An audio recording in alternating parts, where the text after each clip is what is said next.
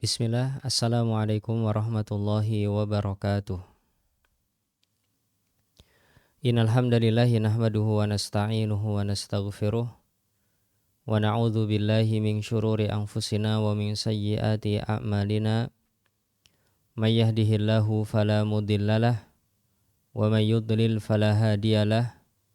Asyhadu an la ilaha illallah wahdahu la syarikalah wa asyhadu anna Muhammadan abduhu wa rasuluh la nabiyya wa la rasula ba'dah. Allahumma salli ala Muhammad wa ala alihi wa ashabihi wa man tabi'ahum bi ihsanin ila yaumil qiyamati amma ba'd. Ayah bunda yang dimuliakan Allah Subhanahu wa taala, kita bersyukur atas segala nikmat yang dilimpahkan oleh Allah Subhanahu wa taala kepada kita semua. Salawat beriring salam semoga selalu tercurah dan terlimpahkan kepada uswah hasanah kita Nabi besar Nabi Agung Muhammad Sallallahu alaihi wasallam beserta keluarga, sahabat dan orang-orang yang mengikuti beliau dengan baik hingga akhir zaman nanti. Di kesempatan pagi hari ini, ayah bunda yang dimuliakan Allah Subhanahu wa taala, kita masih membahas buku Al-Murahiq Al-Muz'ijun, pemuda yang membuat onar, seringkali membikin orang tua pusing dengan tingkah lakunya. Ya, itu adalah Al-Murahiq Al-Muz'ijun, sebuah buku yang ditulis oleh Dr. Mustafa Abu Sa'ad dalam pendidikan anak-anak muda. Dan tema pendidikan atau tema pembahasan kita pada kesempatan pagi hari ini adalah Madza yuridul ahlu wal murabbuna minal murahiq. Apa yang diinginkan oleh orang tua dan para guru terhadap anak-anak muda. Sebelum kita membaca kira-kira apa yang disebutkan oleh Dr. Mustafa Abu Sa'ad, mungkin kita bisa bertanya hal tersebut pada diri kita sendiri. Saat kita punya anak muda, kira-kira apa yang akan kita inginkan dari mereka? Kita ingin apa? Saya yakin ya di antara keinginan kita, kalau kita meminta sesuatu, anak kita melakukan pertama ya. Kedua, apabila kita menegur, minta anak kita agar berhenti dari sebuah tindakan, dia segera berhenti. Ya. Kita ingin anak kita sukses dalam pendidikannya, ya, lancar dalam pekerjaannya, menjadi orang mulia di dunia. Kalau saatnya nikah, ya mudah, ya mencari jodohnya. Saatnya punya anak, ya dikaruniai anak oleh Allah Subhanahu wa taala dan lain sebagainya. Itu adalah keinginan kita sebagai orang tua. Ya. Kalau dalam berkaitan pendidikan, ya, maka tadi kalau kita merintah ya dilakukan, kalau kita melarang ya anak kita berhenti atau menjauhi. Itu keinginan kita sebagai seorang pendidik atau sebagai orang tua. Kita ingin anak-anak itu yang beradab ya bersama orang tua. Kita ingin anak-anak itu lebih tertib, lebih teratur, lebih disiplin ya. Pengennya itu. Nah, kira-kira apa saja kalau menurut Dr. Mustafa Abu Sa'ad keinginan orang tua dan para guru dari para anak mudanya? Dikatakan di sini oleh beliau, hadza su'al wajjahnahu ila syarihatin minal abai wal ummahat wal murabbin.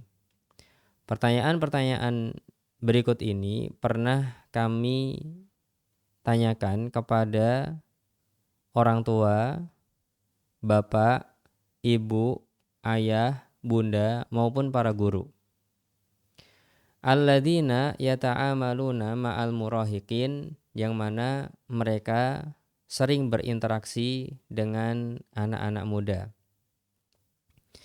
Min abna'in wa banatin wa talamidin, baik anak-anak mereka sendiri yang laki-laki maupun anak perempuan mereka maupun anak didik mereka.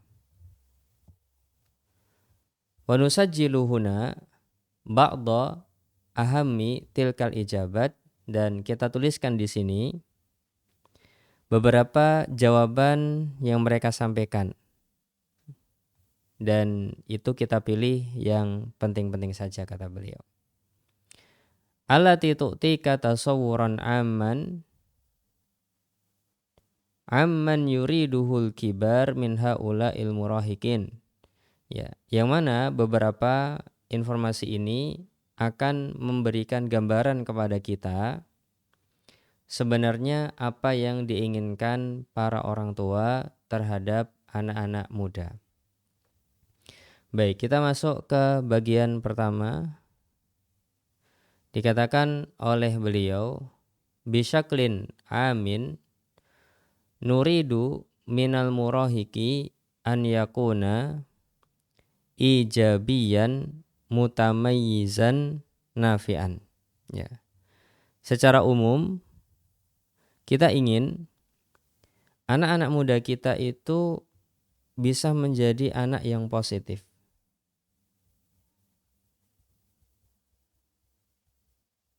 Wah, ini ternyata keinginan pertama ya Bunda, menjadi anak yang positif. Ya, orang tua ingin anak-anak itu meskipun orang tuanya negatif, pinginnya anaknya tetap positif. Ya, makanya tidak aneh kalau ada sebagian mengatakan, ya, meskipun bapak ini adalah preman nak, meskipun bapak ini tidak sholat nak, yang penting kamu sholat. Kenapa itu dikatakan oleh orang tua pada anaknya? Jawabannya karena orang tua ingin anak mereka menjadi anak-anak yang positif. Orang tua sadar dia negatif, tapi tetap anaknya pengennya jadi positif. Ya, ternyata itu keinginan orang tua. Semua orang tua pengen seperti itu. Bahkan terkadang saking semangatnya orang tua, sesuatu yang dianggap penting oleh orang tua dan orang tua tidak bisa melaksanakannya, dan dia punya anak keturunan, dia pengen anak keturunan itu yang menggapai keinginan orang tua tersebut. Ya, terkadang ada keinginan-keinginan seperti itu. Baik, ternyata positif. Kemudian mutamayyizan, ya, berprestasi.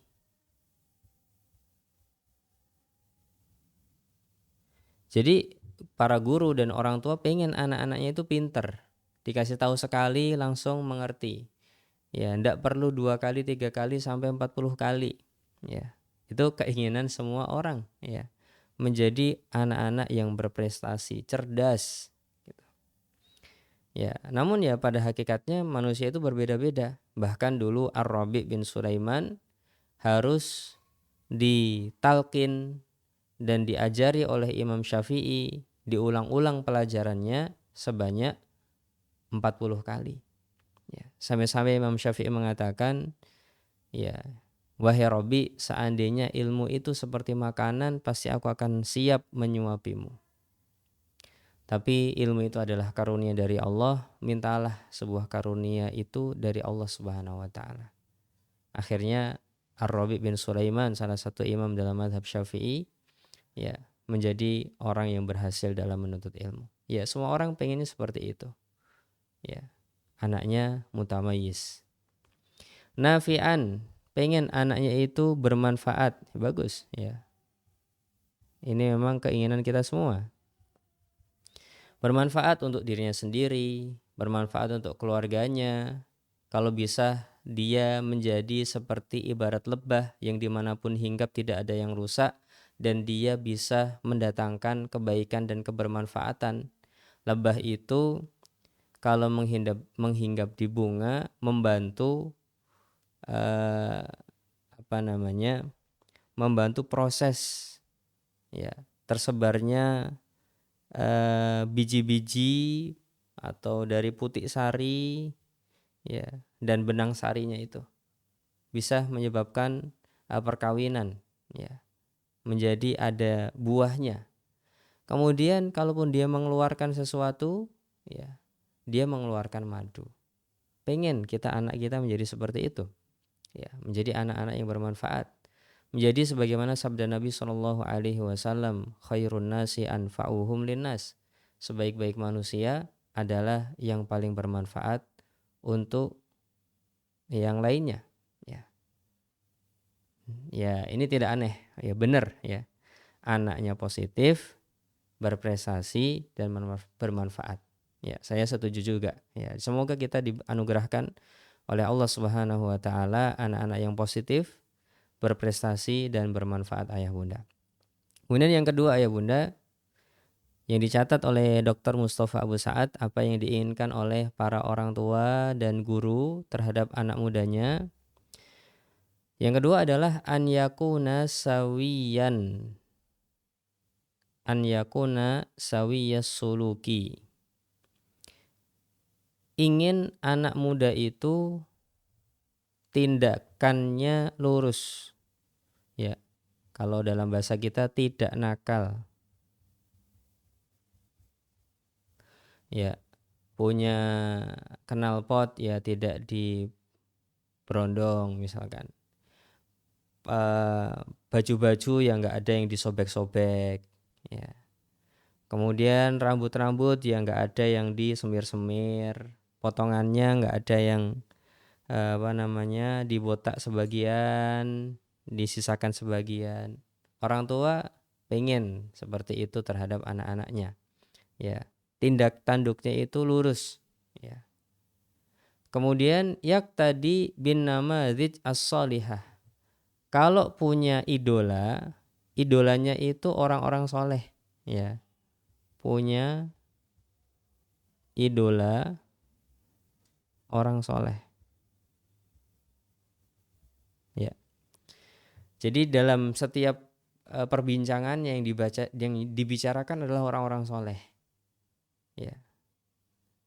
Dulu Ibnu Umar seperti apa, dulu Ibnu Abbas seperti apa, dulu Syekh bin Baz seperti apa, dulu Syekh Utsaimin seperti apa, dulu para ulama ini seperti apa, orang-orang soleh, ya. Oh, kalau mau jadi pengusaha kita contoh dengan Abdullah bin Mubarak. Kalau kita pengen jadi orang yang ahli sedekah, kita juga bisa contoh Abdullah bin Mubarak. Kita pengen orang yang ahli dalam berjihad, kita contoh Abdullah bin Mubarak. Itu orang yang multi talenta, ya, Abdullah bin Mubarak. Ya, kalau punya idola orang-orang yang baik seperti ini, tentu itu akan membahagiakan orang tua, ya. Setiap kali ditanya, nak kenapa kamu melakukan ini? Karena aku mencontoh, ya, Abdullah bin Mubarak, ya. Karena aku mencontoh Abdullah bin Abbas. Karena aku mencontoh Nabi SAW. Itu tingkat yang paling tinggi. Kalau punya idola, idolanya orang-orang soleh, bukan orang-orang yang tidak ada kaitannya dengan sejarah agama Islam. Wah, itu bagus sekali, ya. Dan sudah cukup insya Allah. Sudah banyak orang-orang yang bisa dibanggakan dari sejarah umat Islam. Anak-anak yang ahli cocok tanam bisa mencontoh Anas bin Malik, dalam 1 tahun bisa memanen 2 kali dari kebunnya, padahal orang-orang lain cuma 1 kali. Dalam hal keilmuan bisa mencontoh Abu Hurairah yang bisa menghafal dengan telinganya bukan dengan matanya, karena beliau tidak bisa baca tulis, ya. Yang sukanya menulis bisa contoh Abdullah bin Amr bin As yang hadisnya banyak dengan menulis, ya. Masing-masing punya karakter sendiri. Yang pengen jadi pengusaha, kita bisa nyontoh Utsman bin Affan, keberaniannya dalam usaha. Abu Bakar As-Siddiq radhiyallahu anhu, keberaniannya dalam berwirausaha juga, ya. Bahkan dikatakan oleh Bunda Aisyah, Abu Bakar As-Siddiq radhiyallahu anhu menjadi pengusaha sampai menjadi khalifah 2 tahun sebelum meninggal, ya. Terus seperti itu, ya. Banyak yang bisa dibanggakan. Pengen menjadi ahli tafsir, Ibnu Abbas radhiyallahu anhuma. Pengen menjadi panglima perang hebat, ya, badannya keker, kuat, bisa Khalid bin Walid, ya. Pengen berdagang, ya, bisa tadi Abdurrahman bin Auf, Utsman bin Affan dan lain sebagainya. Pengen jadi orang yang tegas, Umar bin Khattab, Ya, mungkin kita kurang aja ceritanya kepada anak-anak berkaitan dengan tokoh-tokoh Islam ini sehingga mereka mengidolakan apa yang dia lihat dari TV, dari HP dan yang lain sebagainya. Padahal di dalam agama Islam kaya dengan hal tersebut.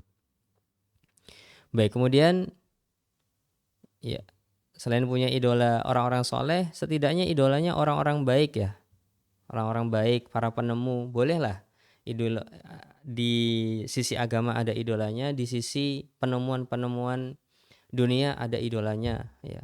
Kadang membicarakan Einstein gimana Thomas Alva Edison menemukan lampu gimana ya. Dibaca sejarah-sejarah itu membuat anak punya contoh yang baik ya. Itu keinginan orang tua. Ya, jadi idolanya itu orang-orang soleh, idolanya orang-orang baik yang positif. Ya, itu bagus sekali. Jadi buku para penemu itu, masya Allah itu bagus ya, buku para penemu. Ya. Baik, kemudian yang ketiga ya Bunda, kira-kira apa yang diinginkan oleh para orang tua dari anaknya? Yang ketiga adalah an yakuna munazzaman wa murattaban fi hayatihi. Orang tua ingin anak-anaknya itu disiplin dan rapi. Ya. Jadi yang ketiga adalah disiplin dan rapi. Ya, penampilannya rapi, penampilannya bagus, enak dipandang. Kalau berkaitan dengan waktu ya disiplin, bangun paginya, sholat subuhnya. Ya, orang tua pengen punya anak-anak yang seperti itu. Ba'idan anil fawda wala mubalat, jauh dari sifat ya acak-acakan dan tidak pedulian. Ya, tidak pedulian dengan penampilannya ataupun yang lainnya. Ya, orang tua pengen anaknya disiplin plus rapi. Itu sesuatu yang wajar.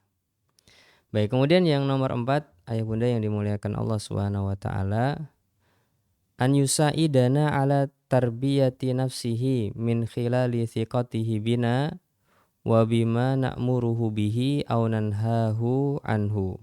Ya. Orang tua pengen anak-anak itu ya membantu kedua orang tuanya dalam mendidik jiwa. Artinya ya belajarlah anak-anak itu di sini dikatakan belajar percaya dengan kami gitu ya. Ya, jadi kalau dibahasakan dengan lebih mudah, orang tua ingin anak-anak itu percaya dengan mereka ya. Anak-anak percaya dengan orang tuanya.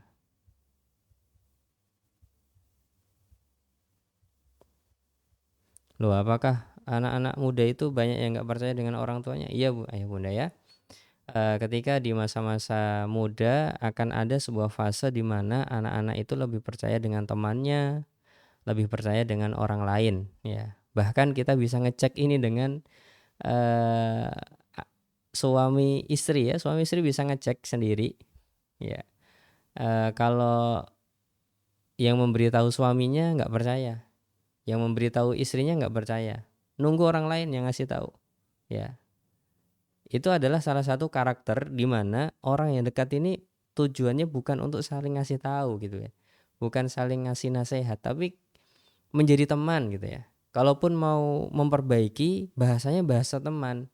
Mas tahu nggak, ternyata ini begini loh, ternyata benernya enak, itu diterima sama suaminya. Suaminya juga sama, Bu ternyata kayak gini Bu anunya. Oh gitu ya, enak diterimanya. Tapi kalau Bu jangan begitu Bu, ini pasti langsung nggak suka. Kenapa? Karena itu bahasa dari atas ke bawah, mendidik ya. Enaknya bahasa teman gitu ya. Dan anak-anak juga sama. Mereka di masa remajanya ndak suka percaya, susah percaya dengan orang tua. Sebagaimana kita ini juga susah percaya dengan orang-orang di sekitar kita. Kalau yang bicara orang yang jauh percaya. Dan itu pernah terjadi di masanya ibu dari Imam Abu Hanifah rahimahullahu taala, di mana anaknya ini paling pintar, ibunya punya masalah, dikasih tahu sama anaknya nggak percaya, minta diantar ke ulama lain yang derajatnya lebih rendah di bawah dari Imam Abu Hanifah. Apa yang dilakukan Imam Abu Hanifah? Ya sudah, ngantar aja. Ya, ulama yang di sana kaget yang datang imam besar. Ya, baik. Akhirnya ulama itu mengatakan, ya, baik Bu, saya coba teliti dulu masalahnya. Nanti 3 hari lagi kurang lebih, ya pokoknya ada jeda, Ibu kesini lagi. Ya, ulama ini akhirnya tanya sama Imam Abu Hanifah. Ya, kemudian dikasih tahu, nanti kalau ibuku ke situ lagi, katakan aja begini dan begini. Ya, memang seperti itu. Orang dekat seringkali tidak percaya dengan orang yang ada di dekatnya. Ya, maka kita harus punya konsep ini, ya, sehingga kita butuh orang lain yang bisa memberikan stimulus positif. Ada kajian, kita ajak kajian. Pas temanya tepat, kita ajak. Ya, biar ustadz-ustadz itu yang ngasih tahu, ya, entah temanya berkaitan dengan istrinya, entah temanya berkaitan dengan suaminya. Itu akan lebih mudah mengena daripada orang-orang yang dekat. Tapi ternyata orang tua itu pengennya anak-anak ya percaya dengan kedua orang tuanya. Ya tidak salah, ya. Tinggal nanti metodenya ya Bunda ya. Kalau metodenya metode paksaan ataupun yang semisalnya, saya yakin anak malah jadi tidak percaya malahan. Ya, nanti kalau mau pakai metodenya adalah ya kayak metode sharing, metode ngobrol, atau metode-metode podcast gitu-gitu ya.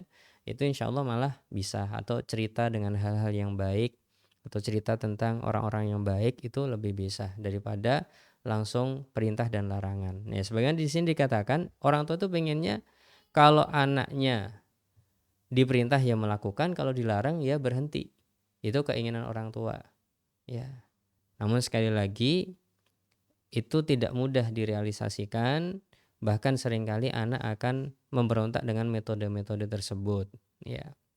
Baik, karena ini adalah pembahasan apa yang diinginkan orang tua, ya wajar saja dan sah-sah saja apabila ada orang tua yang menginginkan seperti ini.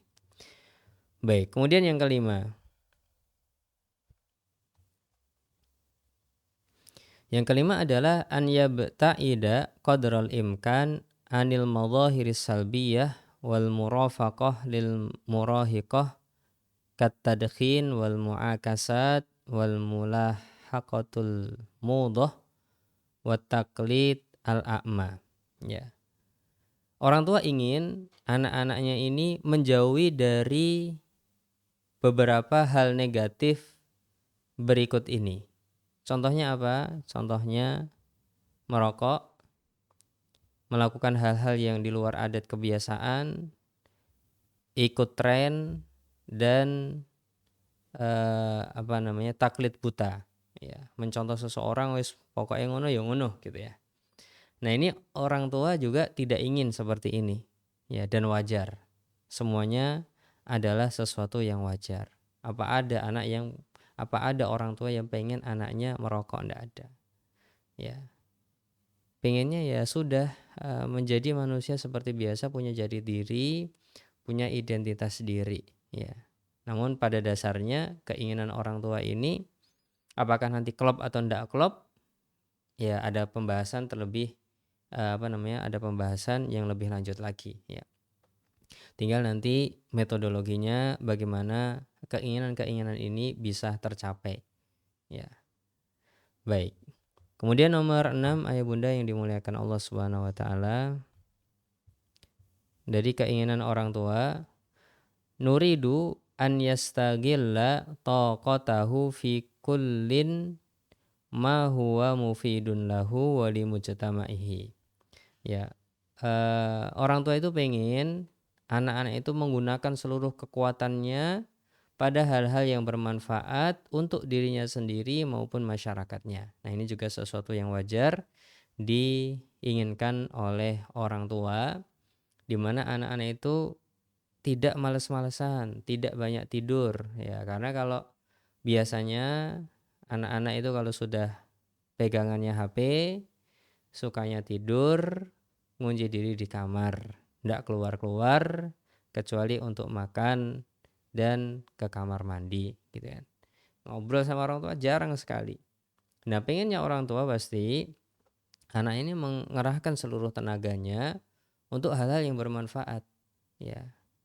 Maka ya Bunda, apabila kita ingin seperti itu, langkahnya satu, jangan beri HP sama anak. Jangan punya TV di rumah. Ya, kosongkan dari hal-hal yang melalaikan.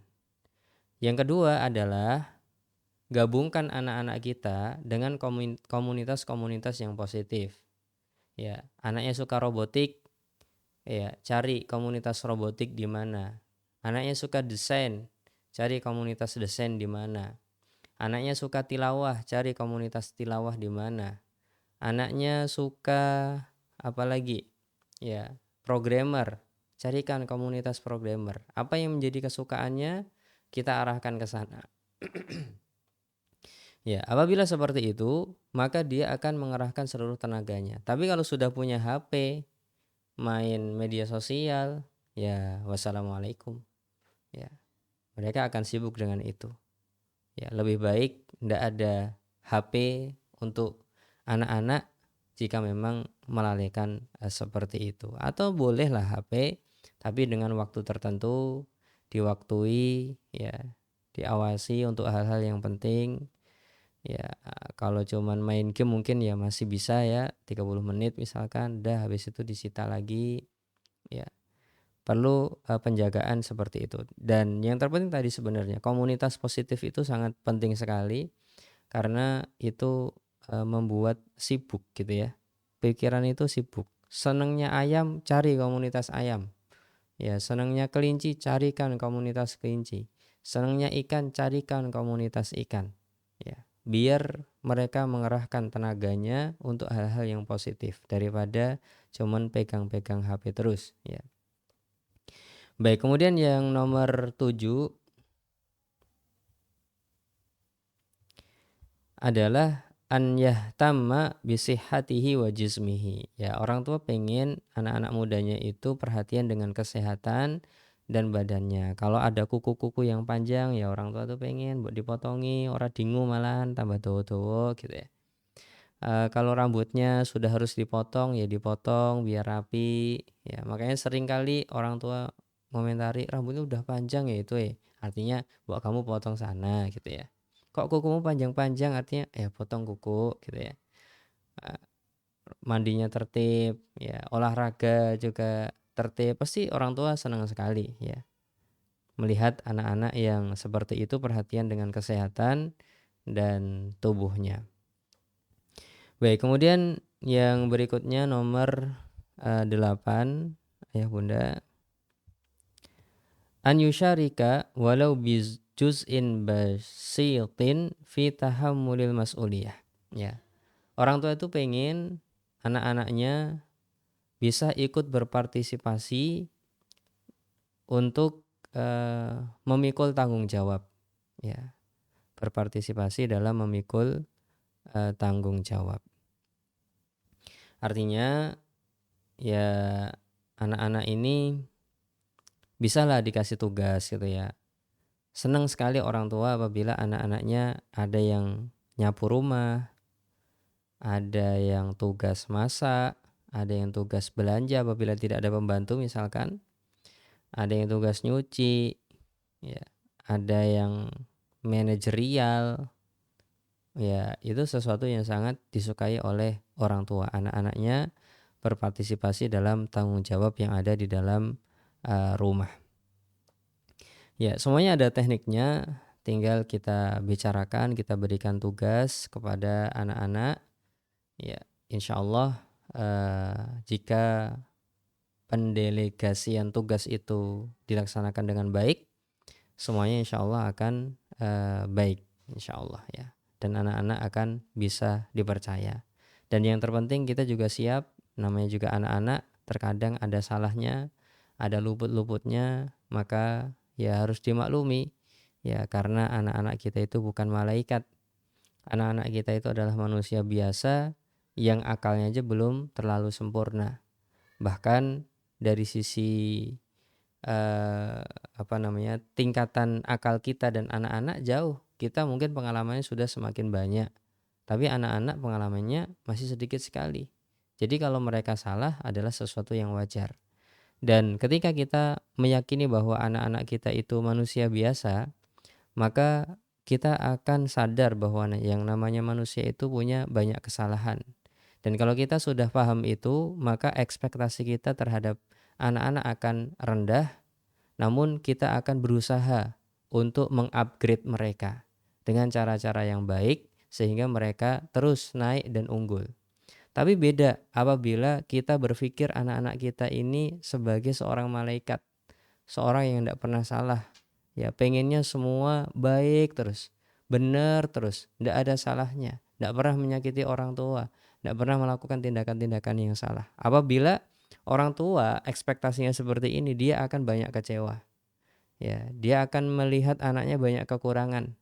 Kemudian dia bukannya mengupgrade, tapi malah terus merendahkan anaknya. Kamu itu begini dan begini. Kenapa ada kalimat itu? Jawabannya karena ekspektasinya sudah tinggi. Tapi kalau ekspektasinya direndah, anaknya melakukan sebuah kesalahan, orang tua akan mengupgrade. Ya, ngajarin mungkin, memberi informasi mungkin. Tapi kalau orang tua sudah ekspektasinya tinggi, anaknya melakukan sesuatu yang di bawah, yang ada bukan mengupgrade, tapi yang ada adalah mencela, menghina dan merendahkan. Nah, ini beda beda sisi pandang, tindakannya sudah berbeda. Jadi kalau ayah bunda pengen anak-anak itu memegang tanggung jawab, ya sadari dia manusia biasa, bisa melakukan banyak kesalahan. Tinggal kita antisipasi. Ya, makanya salah satu yang bisa kita ambil dari pelajaran Nabi Musa diutus oleh Allah Subhanahu wa taala untuk mendakwai Firaun, Allah Subhanahu wa taala berpesan, ya, oh ya, wa qula lahu qawlan layyinan la'allahu yatadzakkar aw yakhsha. Wahai Musa dan Harun, ucapkanlah ucapan yang lembut kepada Fir'aun, siapa tahu dia akan ingat ataupun takut kepada Allah Subhanahu wa taala.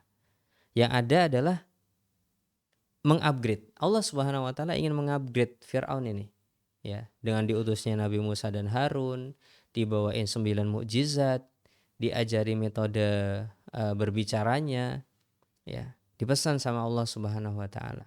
Tujuannya apa? Untuk mengupgrade. Kalau sudah pola pikirnya dirubah, ya Fir'aun itu sudah harusnya beriman, yang ada celaan nanti. Ya. Jadi itu sama seperti kita menghadapi anak-anak kita berpikirnya anak kita itu sebagai manusia biasa atau sebagai malaikat yang tidak pernah salah dan luput sama sekali. Ya, dua hal itu sangat mempengaruhi pola pikir kita dan tindakan kita. Dan kalau bisa jadikan anak-anak kita mereka adalah manusia biasa yang akan banyak salahnya, sehingga ketika kita mendapati kesalahan itu kita memaklumi, kemudian kita mengupgrade, ya, dan kita akan mendorong terus anak kita untuk bisa maju. Ya, ini keinginan orang tua, anak-anak pengen punya tanggung jawab adalah sesuatu yang wajar dan tinggal kita aplikasikan bagaimana metodenya. Kemudian yang nomor 9, yang disebutkan oleh Dr. Mustafa Abu Sa'ad dari wawancaranya terhadap beberapa orang tua, yang ke-9 adalah an yakuna muttazinan atifiyan nadhijan fikriyan. Ya, orang tua pengen anaknya itu seimbang secara emosi, ya. Emosinya seimbang dan matang secara pikiran.